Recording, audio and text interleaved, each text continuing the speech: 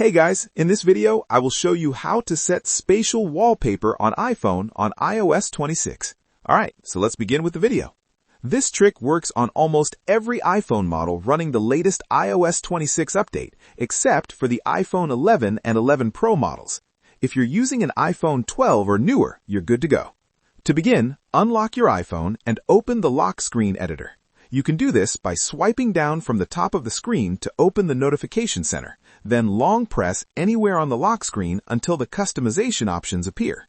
Once the editor opens, tap the Customize button at the bottom to enter the lock screen editor. From here, you can choose to add a new photo as your wallpaper if you don't like the current one. For the best spatial effect, it's recommended to use photos of people or pets, as these usually give the strongest depth and motion results. After setting your wallpaper, tap the small spatial scene icon located next to the three-dot menu. Your iPhone will analyze the image for a few seconds, and once it's done, the 3D spatial effect will be applied automatically. You'll notice the effect when you tilt your iPhone left and right or move it up and down as the image responds with a realistic depth effect. And that's it.